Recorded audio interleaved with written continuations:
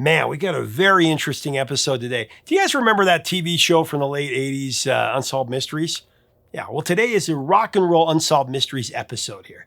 Today we're diving into 5 legendary stories of musicians who left us under bizarre circumstances that just don't add up. And we've got more questions and answers here, but we're going to try to solve these today. Tremendous stories here, from deathbed murder confessions to stolen bodies to disputed burial sites. These are stories that will leave you wondering what really happened. Man, we got to tell of a founding member of one of the world's most iconic rock bands who was discovered drowned in his pool. That's the story we've been told, but all these years later, new details suggest it was something much more sinister. Then there's the enigma of an indie singer-songwriter whose death was officially ruled undetermined after a serrated blade was pulled straight out of his chest.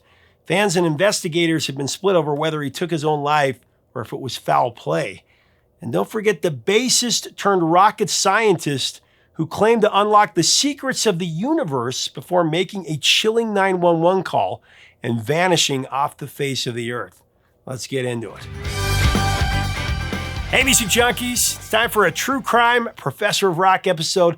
Make sure you subscribe below if you're not subscribed. Make sure you are, and like, share, and comment to keep the channel going. We really need your help to keep it going. All right, coming in at number 5, it's the story of the passing of Rolling Stones founding member Brian Jones, the original heartbeat of the band. He wasn't just a guitarist, he was a genuine multi-instrumentalist who could pick up virtually anything and make it sing. He introduced the slide guitar to British rock, and that alone would have been enough to secure his legacy. But Brian didn't stop there. His sitar work on Painted Black and his marimba on Under My Thumb were pivotal moments that really fundamentally changed the sound of rock music.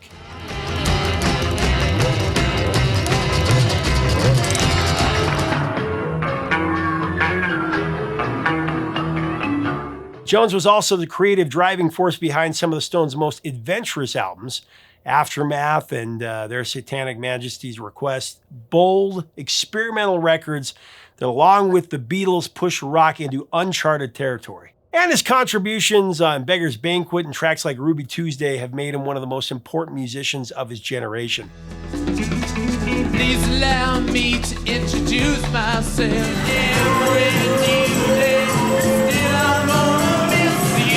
You know, by the late 60s, things were unraveling fast.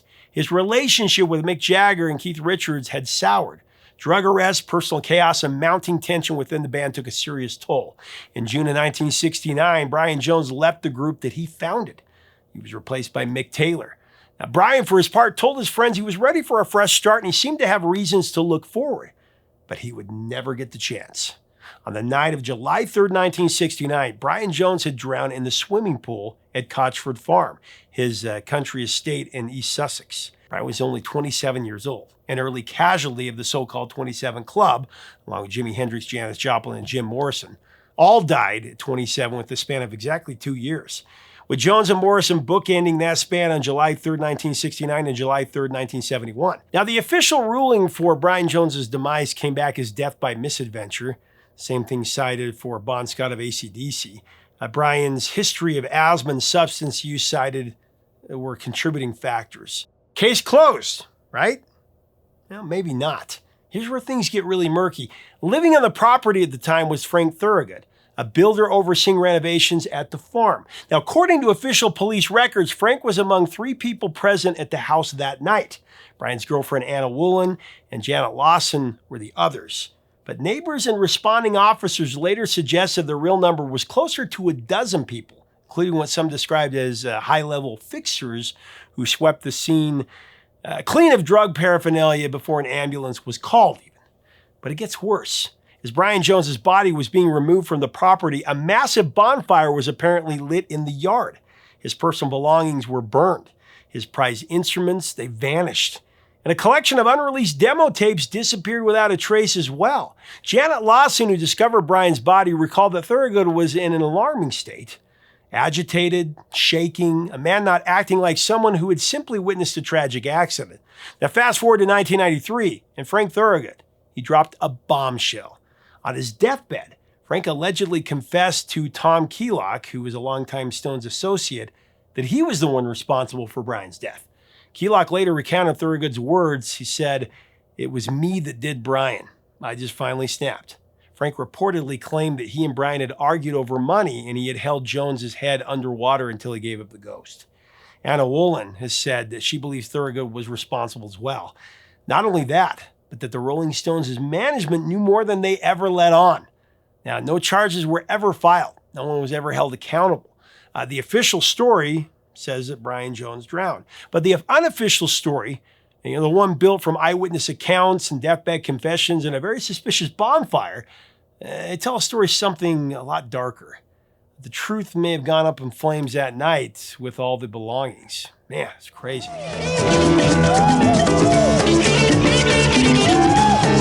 So coming in at number 4, it's a mystery surrounding the death of singer-songwriter Elliott Smith. So born in Omaha, Nebraska as Stephen Paul Smith and raised in Texas, Elliott got his start in Portland cutting his teeth in the punk band Heat Miser. This is before stepping out on his own. His early solo albums, Roman Candle and the self-titled Elliott Smith, were lo-fi recordings with double-track vocals and guitar work so intricate, it almost didn't seem possible. I mean, these were intimate documents of a man pouring everything he had onto tape. Then came the moment that changed everything. Director Gus Van Sant used several of Elliott Smith's songs in the Matt Damon-Robin Williams drama Good Will Hunting, including Miss Misery, which landed an Academy Award nomination. Like you say you do. And in one of the more surreal moments in Oscar history, this quiet, intensely private singer-songwriter performed on the Academy Awards stage in '98, dressed in a white suit, looking slightly stunned to even be there. It was a hell of a journey from basement recordings to Hollywood's biggest night. I know you'd rather see me gone. His major label debut, XO, followed, along with Figure 8, both which saw Elliott pushing into lush orchestral territory, some of it recorded at the legendary Abbey Road Studios even. The productions got bigger, but the songs stayed real. Tracks like Waltz No. 2 XO were deeply personal in a way that few artists could pull off. His influence on modern music is enormous. I mean, artists like Phoebe Bridgers and Frank Ocean have both cited him as a major touchstone.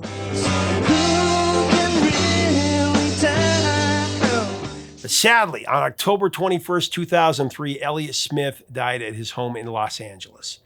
He was only 34 years old.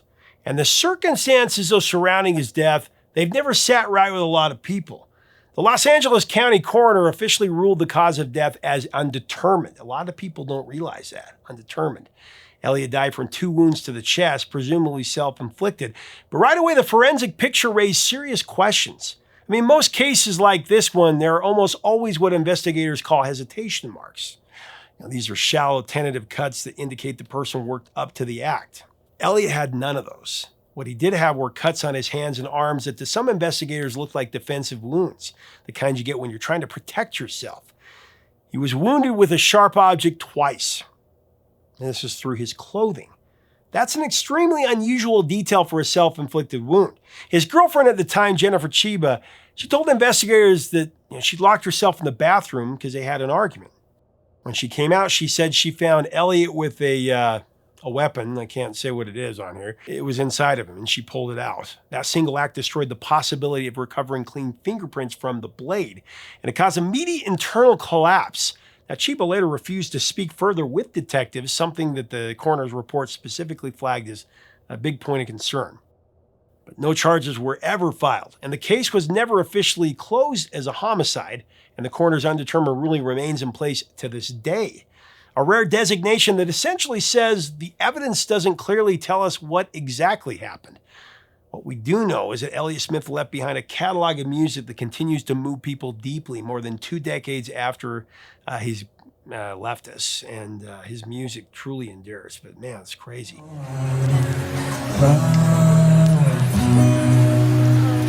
All right, we've reached number 3 on the countdown, and this one is truly bizarre. It's historiogram Parsons' passing and his, let's say, unique burial arrangements. So there's a saying in music circles that some artists are too original for their own time. Graham Parsons was definitely that kind of artist. In an era when country music and rock and roll were kept firmly on opposite sides of the fence, Graham Parsons refused to respect that boundary. He called his vision cosmic American music, a blend of country, rock, soul, and R&B that didn't fit neatly into any box Nashville or Hollywood had built. His fingerprints, they're all over the sound of 1970s Southern California. And you can draw a direct line from his work to artists like Eagles, Emmylou Harris, and the modern Americana movement. Graham Parsons first made serious waves when he joined the Byrds, and he pushed them in a radical new direction. Of course, the result was Sweetheart of the Rodeo, widely considered the first major country rock album ever made. You're a tree with roots, you ain't going nowhere. From there, he co-founded the Flying Burrito Brothers, and their debut record, The Gilded Palace of Sin, became a genre-defining classic. Remember the way you cried. Graham Parsons' solo career, particularly his partnership with a young Emmylou Harris, produced some of the most emotionally devastating music of the era. Love Hurts, Grievous Angel, these are songs that cut straight to the bone. Love hurts. And I saw my deep blue sea.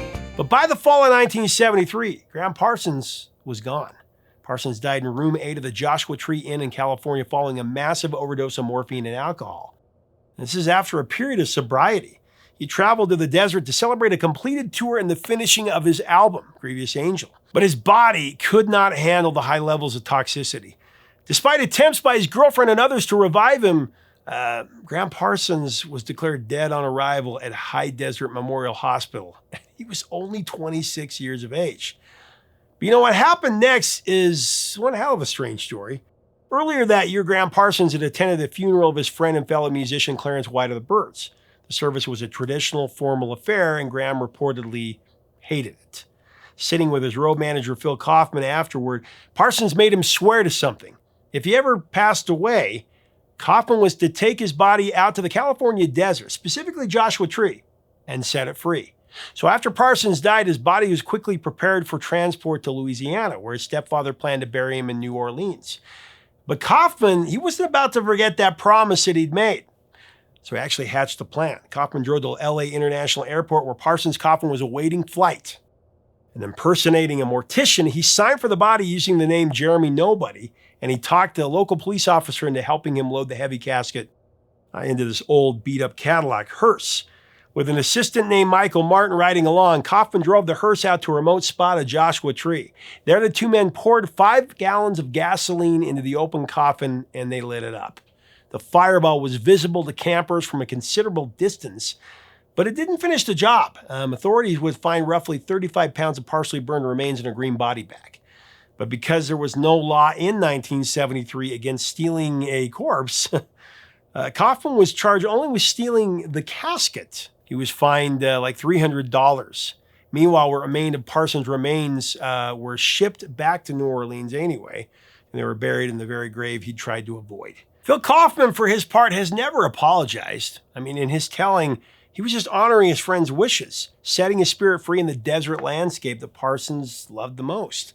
Said Kaufman, and I quote, "Graham and I had been out at a funeral, for Clarence White, and we both agreed that if he had his choice of funerals, he wouldn't have chosen that one. So we made a little pact. If whoever died first, the survivor would take the deceased out to Joshua Tree, have a few beers, and burn it, and let the spirit go up into the desert."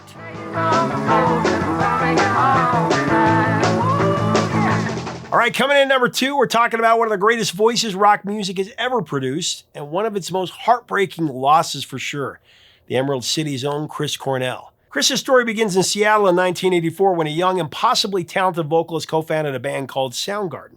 As a songwriter and frontman armed with a nearly 4-octave range, Chris Cornell helped drag an entire generation of rock music into a new era. Soundgarden became the first grunge band to sign with a major label, and by 1991's Bad Motorfinger, they were already one of the most influential bands on the planet.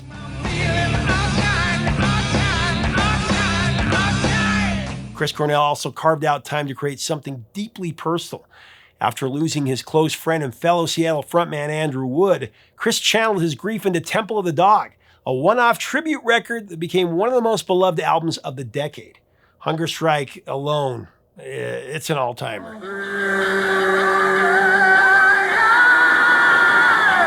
And then came 1994's Super Unknown, debuting at number 1 on the Billboard 200 and producing Grammy-winning tracks like Black Hole Sun.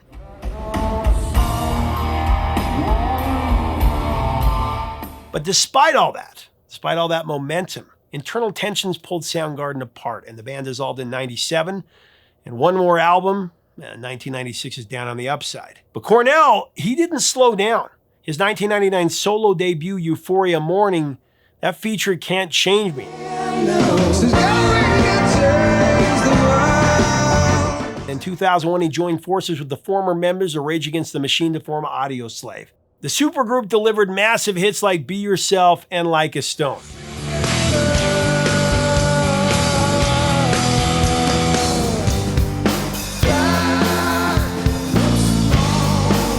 He even made history in 2006 as the first American male to perform a James Bond theme.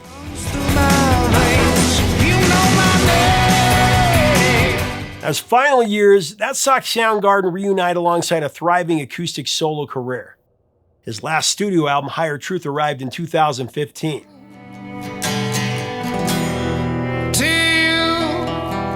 Then on May 18, 2017, Soundgarden had just wrapped up what would be their final ever concert at the Fox Theater in Detroit. By most accounts, it was a strong show, but Chris Cornell's behavior during the encore, that raised some eyebrows. He led the band into an unplanned extended version of Led Zeppelin's In My Time of Dying, a song whose lyrics include the words, "Take my body home."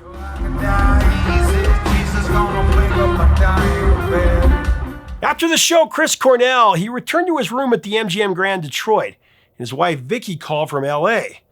And what she heard on the other end of the line, it stopped her cold. Chris, he wasn't himself. He was slurring his words. He was confused. He just didn't sound right. He mentioned he had taken more Ativan than prescribed, which is an anti-anxiety medication. Vicky urged him to rest and ended the call. Then something told her to call back. There was no answer. She immediately reached out to his bodyguard and contacted hotel security, pleading with them to check on her husband. But hotel security reportedly refused to act. Precious minutes ticked away. Finally, Cornell's bodyguard took matters into his own hands. He kicked through 2 locked hotel room doors to reach him. He found Chris Cornell unresponsive. He was pronounced dead that night. Now, the official ruling? That he'd taken his own life. But Vicky Cornell, she's never fully accepted that conclusion. In the years that followed, the family filed a lawsuit against Cornell's personal physician, alleging that the doctor had prescribed nearly 1,000 doses of Ativan over roughly 20 months, without a single in-person examination. This despite being fully aware of Chris's documented history with substance abuse. The family's position was clear. The drugs had compromised his judgment that night. This wasn't a premeditated act. Now, the lawsuit was settled in 2021, and both parties agreed to a confidential settlement. Chris Cornell left behind a legacy that words can't even describe, and questions that may never fully be answered.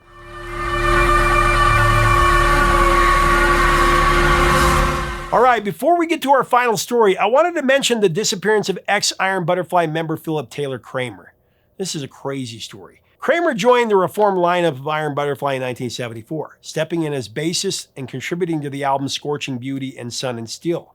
Kramer also provided lead vocals and keyboards, showcasing a versatile musicality that really complemented founding drummer Ron Bushy's vision for the group's mid-70s comeback.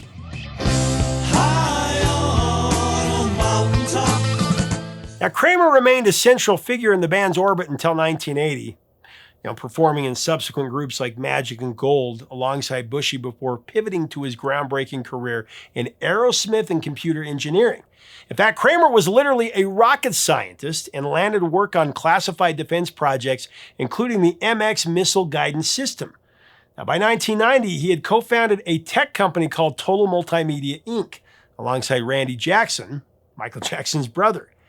There they developed data compression technology that allowed full motion video to run from a single-speed CD-ROM. Reportedly, he was also brought in by the FBI and DEA to analyze video footage connected to the O.J. Simpson trial. But then something really bizarre happened. On February 12, 1995, Phillip Kramer vanished without a trace. He was last seen leaving LAX in his Ford Aerostar van. Before disappearing, he made a series of phone calls to his wife and to Ron Bushy, expressing deep love for the people in his life. His final call was to 911, and it was deeply unsettling. He told the dispatcher he intended to take his own life, and then he added something that made no sense at all. "I want everyone to know O.J. Simpson is innocent. They did it." Now, what makes this even more chilling is something that Kramer had told his father before any of this happened. He said that if he ever supposedly died by taking his own life, that it would be a total setup. A setup orchestrated by people who wanted his research. He believed his work on faster-than-light data transmission was valuable enough that powerful people would come after him and take him out. Kramer's remains and the van were finally discovered many years later in 1999 at the bottom of a 400-foot canyon that investigators had already searched many times. Ron Bushy went to his grave believing Kramer was taken out because of his breakthrough technology. His father believed the same thing. It's crazy. A heart of gold and an incredible mind. He can figure out anything. And I've never known the guy to quit. All right, our story at number 1 on the countdown is the story of the man, the myth, the legend, none other than Robert Johnson. You know, before Chuck Berry, before Little Richard, before Elvis Presley, before the Beatles, and the British Invasion for that part. Before rock and roll even had a name, there was Robert Johnson. I mean, he was the king of the Delta blues, one of the pillars that rock is completely built upon. A traveling performer traversed the Mississippi Delta and the streets of St. Louis and Chicago. Robert Johnson was largely an underground figure during his lifetime, though. Between 1936 and 1937, he recorded 29 distinct songs in makeshift studios in San Antonio and Dallas. Lean on my soul. His music was a sophisticated synthesis of the blues styles that preceded him, characterized by a complex, polyphonic guitar technique that really mimicked a full band. That was just Robert Johnson alone in the room doing things with a guitar that nobody could explain. His lyrics were haunting and poetic, delving into themes of wandering, heartbreak, and existential dread. Highlights from his catalog include Crossroad Blues, Sweet Home Chicago, Hellhound on My Trail, and Me and the Devil Blues. Songs that still hit like a freight train nearly 90 years later. I went to the crossroads of my sweet home, Chicago. There's a hellhound on my trail, hellhound on my trail. And I said, hello, Satan. And though Robert Johnson died in 1938, at that famous age of 27 with only a modest following, the 1961 release of his collected works, King of the Delta Blues Singers, transformed him into one of the most influential figures in music history for sure. You know, really providing the essential DNA for the British invasion and the birth of modern rock and roll.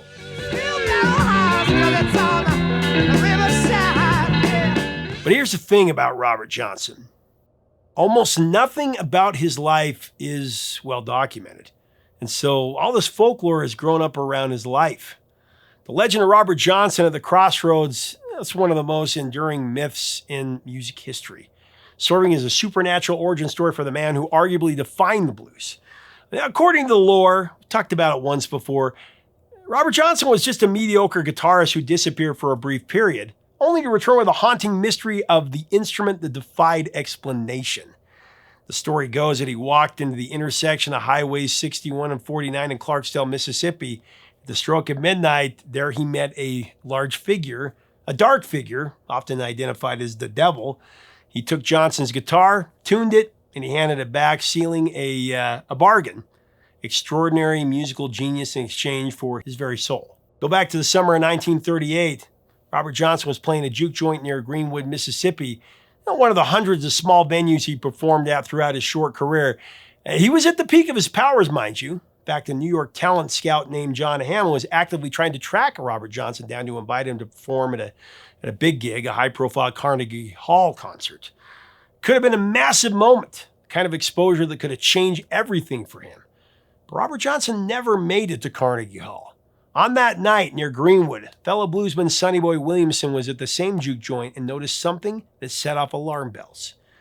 A man in the crowd, reportedly the jealous husband of a woman that Robert Johnson had been involved with, he offered Johnson an open bottle of whiskey. Now, Sonny Boy immediately sensed that something was definitely wrong. He reached over and knocked the bottle out of Johnson's hand. Johnson was furious. He snapped at Sonny Boy, "Never do that again." And Williamson, well, he wouldn't get a chance to. Johnson reached for a second open bottle and he drank it down. That decision, that drink, it cost him his life. But what Robert Johnson had been handed, it wasn't just whiskey. As one story tells it, the drink was a toxic concoction of corn liquor and dissolved mothballs called passagreen. Now, on its own, it could make a man violently ill. However, Robert Johnson had recently been diagnosed with a bleeding stomach ulcer, and he had sought treatment for it just weeks earlier in Memphis. And it was rough. Other historians say that Robert Johnson's death was a combination of strychnine and syphilis. Strychnine was commonly used as a pesticide and was much easier to dissolve into a drink without anybody detecting it.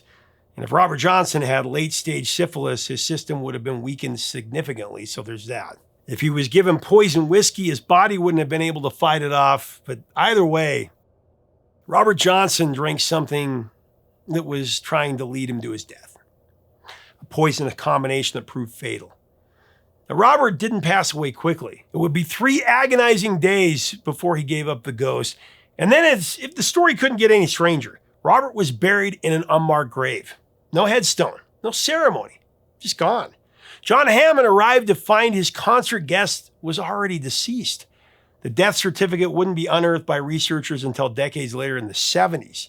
To this day, 3 separate churches in Mississippi, Payne Chapel, Mount Zion, and Little Zion, each have official headstones claiming to hold Robert Johnson's remains.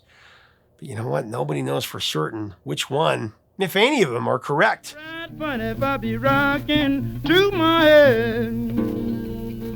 Man, some truly strange stories, unsolved mysteries. What do you think? What are your memories of some of these songs and these artists? What do you think really happened? Let's have a great discussion about this below. I think sometimes it's interesting to shake things up and do a little bit something different like these mysteries. What do you think? Let me know below. If you like our content, we invite you to subscribe. We'd love to have you as part of our community. Until next time, 3 chords.